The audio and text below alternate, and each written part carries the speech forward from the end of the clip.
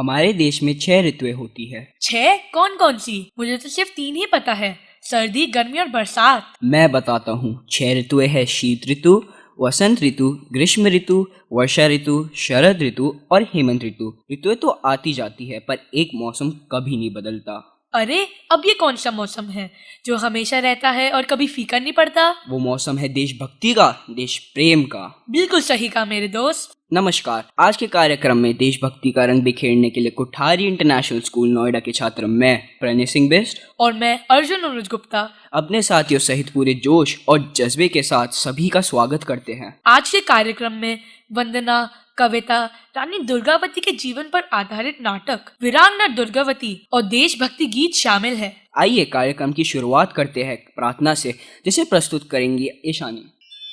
असतो मा सद्गमय तमसो मा ज्योतिर्गमय मृत्योर्मामृतं गमय।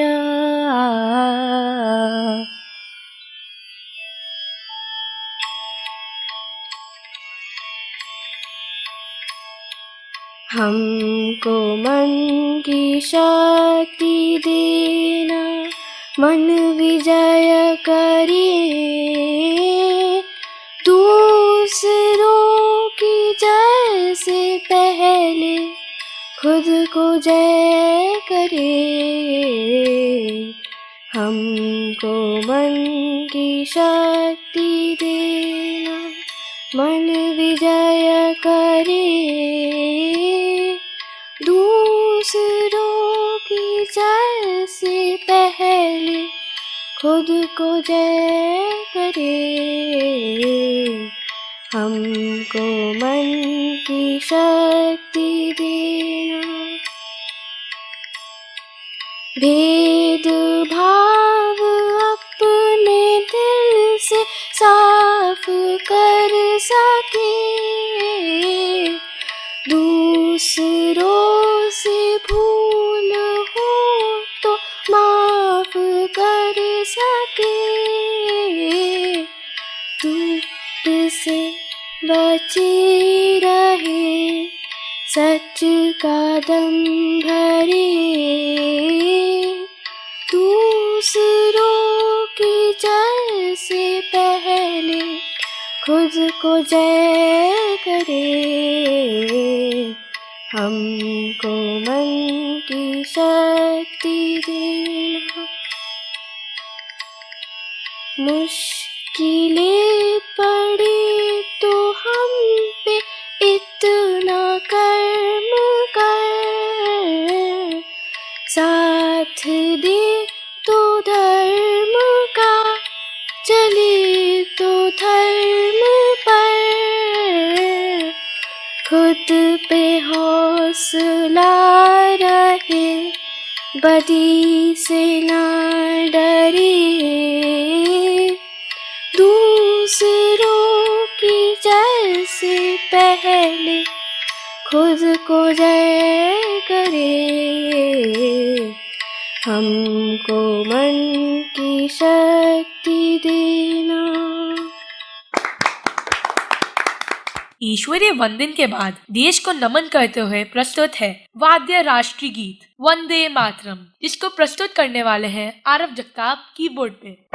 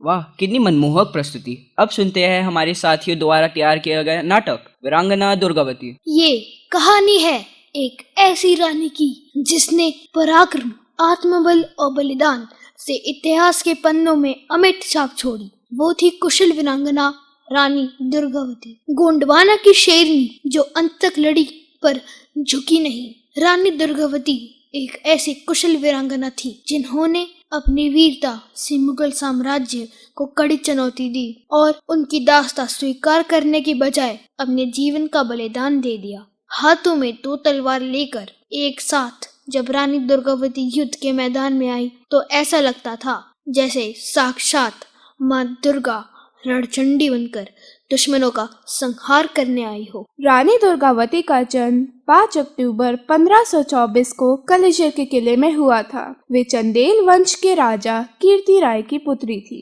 1542 में उनका विवाह गोंडवाना के राजा दलपत शाह से हुआ। राजा दलपत शाह की असामयिक मृत्यु के बाद रानी ने 1548 में मात्र 24 वर्ष की आयु में गोंडवाना की बागडोर संभाली और अपने पुत्र वीर नारायण के साथ राज्य की जिम्मेदारी निभाई। रानी दुर्गावती न केवल एक कुशल शासिका थी बल्कि एक महान योद्धा भी थी। उन्होंने बाज बहादुर और मियाना पठानों जैसे आक्रमणकारियों को पराजित किया। 1564 में मुगल जनरल आसिफ खान ने गोंडवाना पर आक्रमण किया। रानी ने अपने पुत्र वीर नारायण के साथ मिलकर 3 बार मुगल सेना को पराजित किया, लेकिन 24 जून 1564 को नरई घाट पर हुई युद्ध में रानी गंभीर रूप से घायल हो गई। उन्होंने अपने आत्मसम्मान की रक्षा करते हुए आत्म बलिदान दिया। रानी दुर्गावती की वीरता और बलिदान ने उन्हें भारतीय नारी शक्ति का प्रतीक बना दिया। आइए सुनते हैं ये ऐतिहासिक लघु नाटक रानी दुर्गावती। शिखरों से ऊंची जिसकी नभ में छूती ख्याति थी, वह कोई और नहीं रानी दुर्गावती कुर्माती थी, जिसके स्वाभिमान को कोई नहीं छू पाया था। अंत समय तक उसने मुगलों को मार गिराया था। चंदेलों की बेटी ने नारी का गौरव और मान बढ़ाया था। जब आशफ खान को उसने नाक को चना चबाया था। दुर्गा का रूप लिए साहस शौर्य की वह मूरत थी। मुगलों को पराभूत कराती देवी की वह सूरत थी। थर-थर कांप गया उसका जब पौरुष जागा था। उसका दृढ़ व तेज के आगे अकबर भी रन से भागा था। ऐसी वीरांगना छतरानी को नरेश का शत-शत वंदन है। बरेला की वह धरा महकाती ऐसा बहुमूल्य चंदन है। रानी दुर्गावती अपने राज्य की सुरक्षा के लिए चिंतित रहती थी। एक दिन महल में अपने पिता राजा कीर्ति राय से उन्होंने कहा, पिताजी, हमारे पड़ोसी राज्य धीरे धीरे मुगल दास्ता को स्वीकार करते जा रहे हैं। मैं अपनी राज्य की सुरक्षा और एकता के लिए चिंतित हूँ। मैं तुम्हारी चिंता समझता हूँ बेटी दुर्गा, पर हमारे साथी राज्य बिखरे हुए हैं। अगर वे सब हमारे साथ होते तो आज हम सब सुरक्षित होते। मुगल सेना को हम शिकस्त दे सकते थे। पिताजी, मैं सोच रही हूँ कि सारे राज्यों के राजाओं से बातचीत की जाए एवं सबको संगठित किया जाए। आज तक कालिंजर, गढ़ा, रीवा आदि कभी एक साथ नहीं हो पाए। सभी अपने अपने राज्य की सुरक्षा में लगे हुए हैं। यदि गढ़ा राज्य के राजा दलपति शाह मैत्री प्रस्ताव भेजे तो बात बन सकती है। पिताजी, हमें उनसे बात करनी चाहिए। अभी नहीं बेटी, थोड़ी प्रतीक्षा करनी चाहिए। जय कालिंजर, जय कालिंजर। जंगल में जब दुर्गावती पूजा करने गई तो वहाँ पर राजा दलपति शाह से उनकी भेंट हुई। राजा जिस शेर का शिकार करने जा रहे थे उसी शेर पर बाढ़ चलाकर दुर्गावती ने उसे मार दिया। राजा दलपति शाह उनके रूप एवं वीरता से बहुत प्रभावित हुए। उन्होंने विवाह के लिए प्रस्ताव भेजा जिसे राजा कीर्ति राय एवं दुर्गावती ने सहर्ष स्वीकार कर लिया। यह विवाह मात्र प्रेम का नहीं अपितु देश प्रेम एवं सुरक्षा का भी विवाह था। कुछ समय बाद जब राजा बीमार थे तब उन्होंने रानी से कहा, दुर्गावती, मैं जानता हूँ तुम इस राज्य को मेरी अनुपस्थिति में भी उज्जवल भविष्य की ओर ले जाओगी। महाराज, आप इतनी बड़ी जिम्मेदारी सौंप रहे हैं। आपके बिना मैं और हमारा घोड़वाना अधूरा है। तुम्हें यह जिम्मेदारी लेनी ही होगी दुर्गा। विवाह के समय हमने वादा किया था कि हम मिलकर अपने राज्य की सुरक्षा करेंगे। मैंने इस कर्तव्य पालन में हमेशा तुम्हारा साथ दिया है। अब मेरा अंतिम समय आ गया है। अब तुम्हें ही यह बात उठाना होगा। आपका विश्वास ही मेरी शक्ति बनेगा। मैं निश्चित ही अपने राज्य की सुरक्षा हर कीमत पर करूंगी। राजा दलपति शाह की मृत्यु होने पर उनके भाई चंद्रसेन ने दुर्गावती पर सती होने का दबाव डालना शुरू कर दिया और पूरे राज्य में यह खबर भी फैला दी। रानी दुर्गावती ने इसका घोर विरोध किया और राज्य की बागडोर अपने हाथ में ले ली। चंद्रसेन, यह आपने क्या झूठी खबर फैला रखी है कि मैं सती होने जा रही हूँ? हाँ, इसमें गलत क्या है? पति के मृत्यु के बाद स्त्री का सती होना उचित है, ना कि तलवार हाथ में लेना। चंद्रसेन, स्त्री पुरुषों से कम नहीं है। राजा दलपति को हम पर पूर्ण विश्वास था और हमारी तलवार की धार और हमारे देश प्रेम में कोई कमी नहीं है, बल्कि उनके जाने के बाद हमारी जिम्मेदारी और बढ़ गई है। अब एक स्त्री राज्य चलाएगी। सर्वनाश। सर्वनाश नहीं, कल्याण। मैं स्त्री सेना बनाऊंगी। जब स्त्री के हाथ में तलवार आती है तो वो माँ दुर्गा बन जाती है। रानी दुर्गावती की वीरता की कहानियां अकबर तक भी पहुंची। वह हैरान हो गया कि किस प्रकार एक स्त्री हाथी पर चढ़कर युद्ध करती है, युद्ध को जीतते हुए अपने राज्य का विस्तार भी कर रही है और सुरक्षा भी। वह भी गोंडवाना पर आक्रमण करने की योजना बनाने लगा। हमें गोंडवाना पर आक्रमण करना है। पता करो कि दुर्गावती की सेना कितनी बड़ी है, उसके पास कितने सैनिक हैं, कितने हाथी घोड़े हैं। हुजूर, सैनिक और हाथी घोड़े तो हैं, पर उनके पास तोपें नहीं हैं। बहुत अच्छा, हमले की तैयारी करो। जी हुजूर।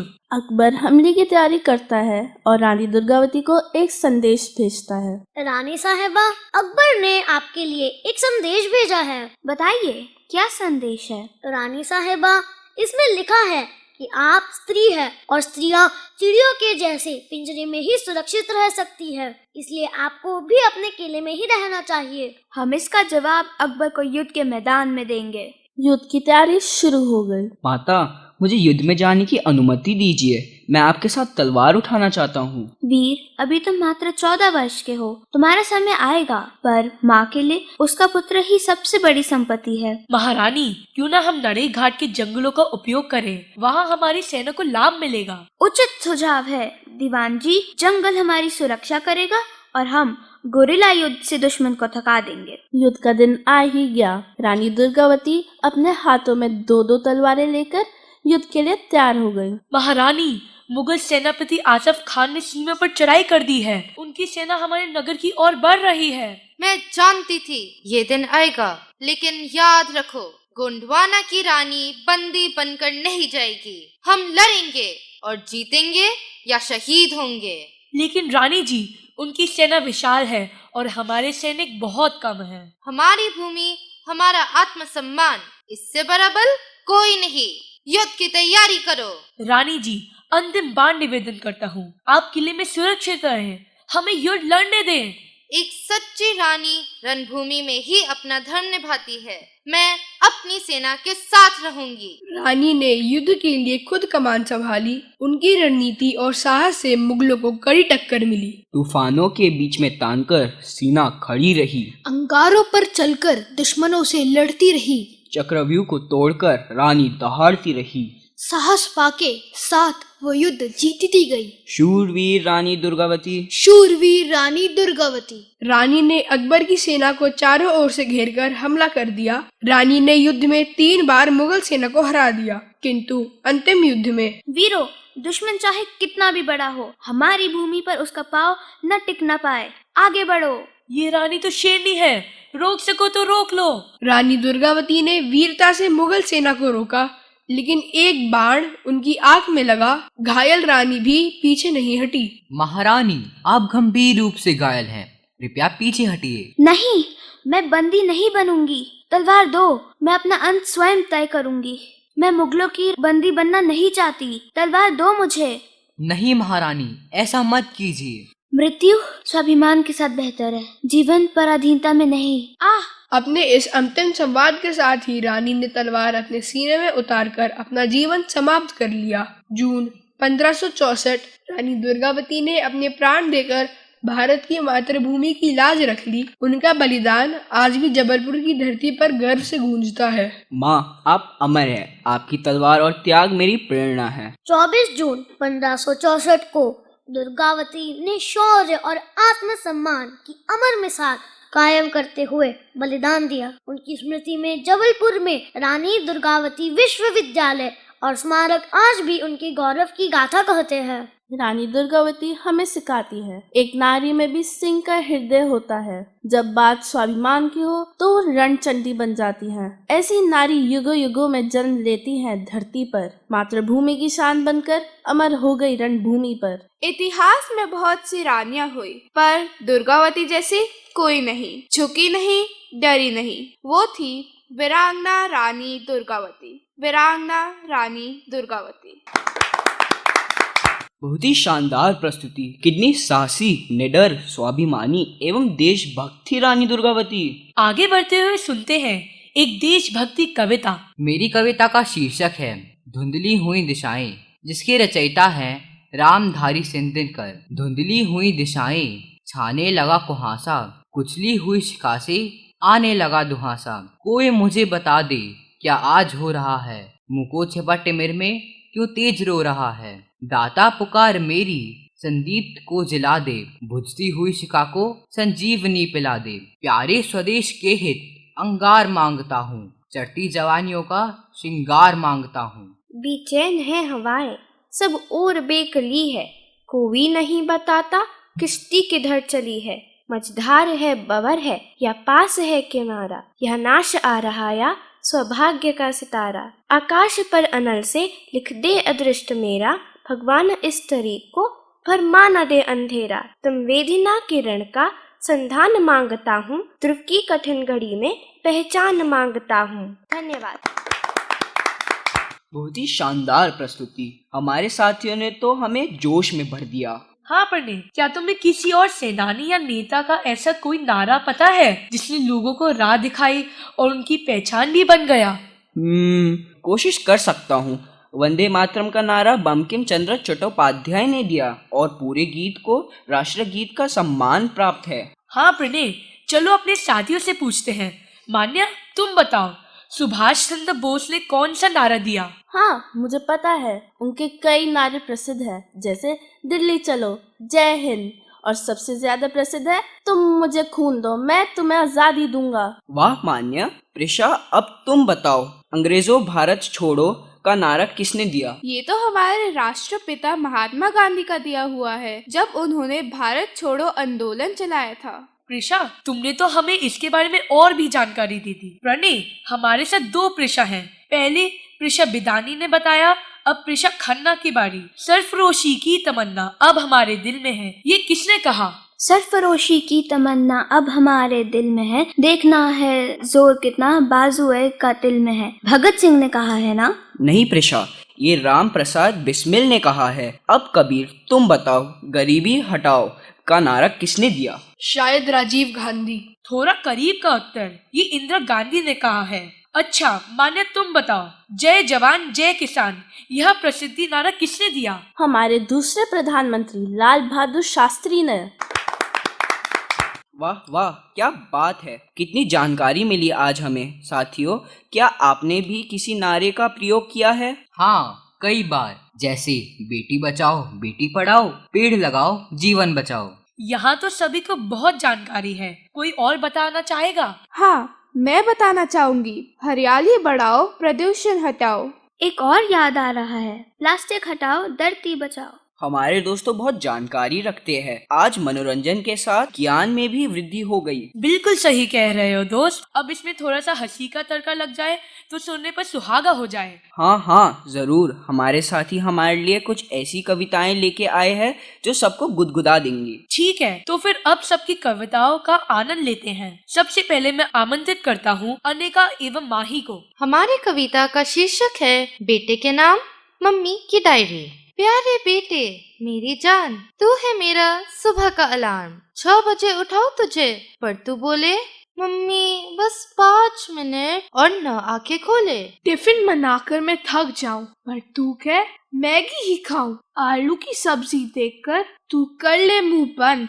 और बोले मम्मी फ्रेंच फ्राइज है ट्रेंड। कपड़े प्रेस करके रखूं तो झूला बना दे, जूते चमकाऊं फिर भी स्कूल में धूल जमा दे।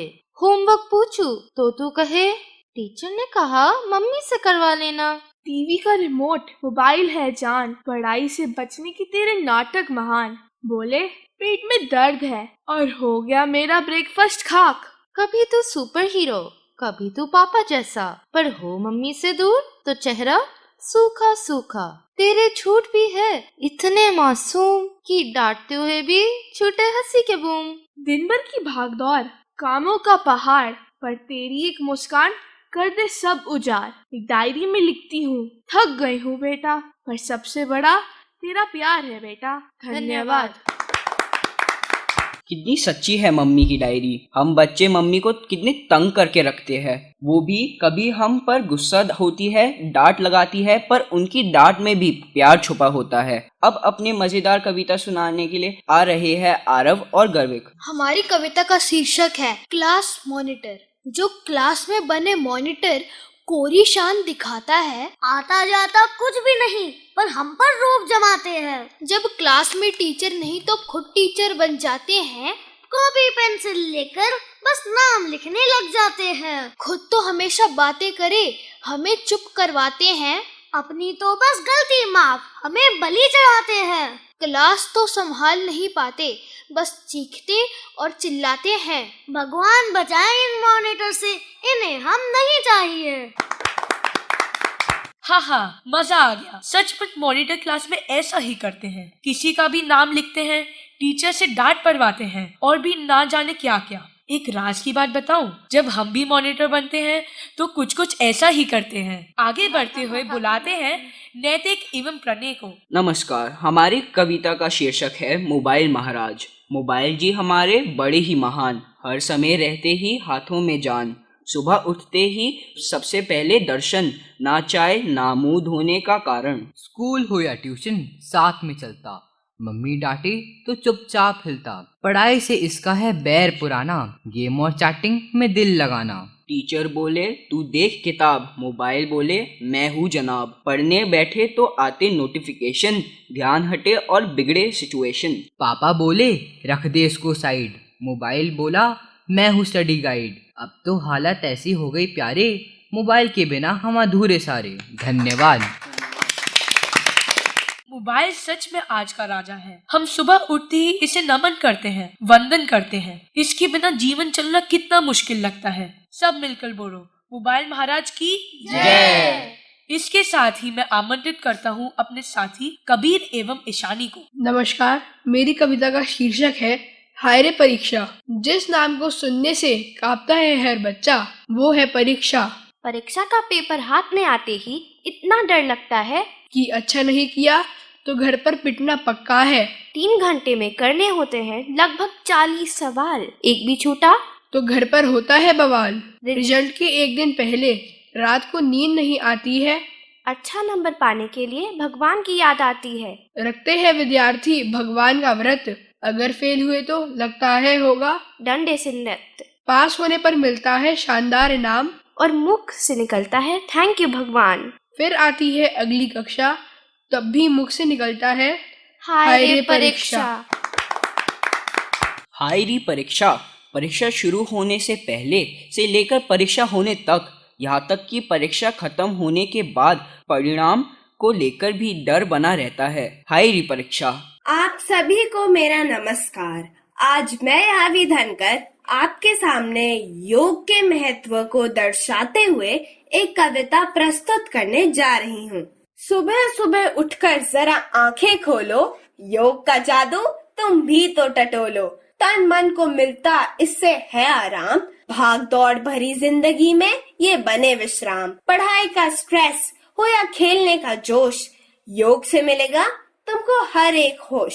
सांसों पे ध्यान दो, मन को शांत करो, नई ऊर्जा से खुद को तुम आबाद करो। मोबाइल से हटकर थोड़ा खुद पर ध्यान दो, भीतर की शक्ति को तुम पहचान दो।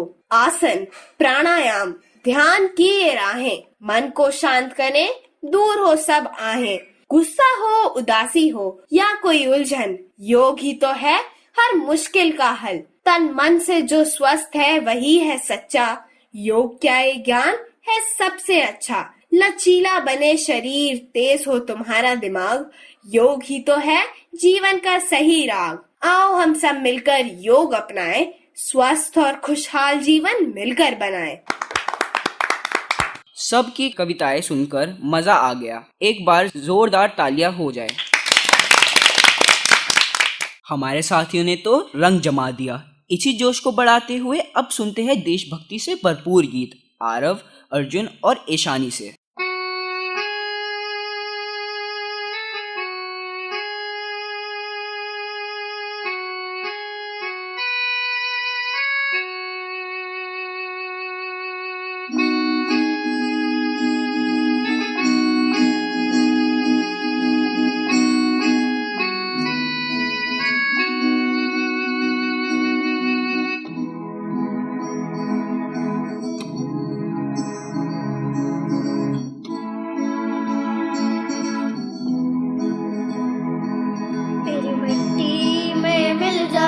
गुल बन के मैं खिल जावा, इतनी सी है दिल की आरज़ू।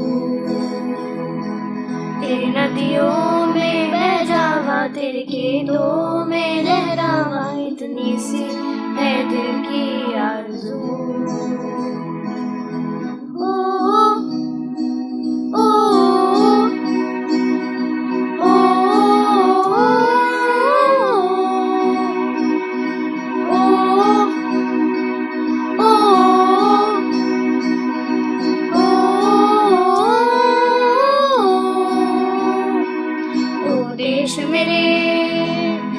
शान पे सड़के कोई डर है क्या, तेरी धूल से बढ़ के, तेरी धूप से रोशन, तेरी हवा पे जिंदा। तू बाग है मेरा, मैं तेरा परिंदा। है अर्ज़ी दीवाने की जहाँ बोल सुनानी देखी, एक रोज सुनानी तेरी शाम हो। कभी याद करे न जमाना, माटी पे मर मिट जाना, तेरी शाम हो। ओ देश मेरे, तेरी शान से बढ़ के कोई धन है क्या, तेरी धूप से बढ़ के, तेरी हवा से रोशन, तेरी हवा पे जिंदा। तू बाग है मेरा, मैं तेरा परिंदा। लहरा दो सरकशी का परचम, लहरा दो बारिश में मेरा परी, सरकशी का परचम लहरा दो। तेरी मिट्टी में मिल जावा, तेरे बन के मैं खिल जावा, इतनी सी है दिल की आरज़ू। तेरे देश मेरे, तेरी शान पे सड़के कोई धन है क्या, तेरी धूल से भर के, तेरी धूप से रोशन, तेरी हवा पे जिंदा। तू बाग है मेरा, मैं तेरा परिंदा। लहरा दो सरकशी का परचम, लहरा दो बर्दिश में मेरा परी, सरजमी का परचम लहरा दो।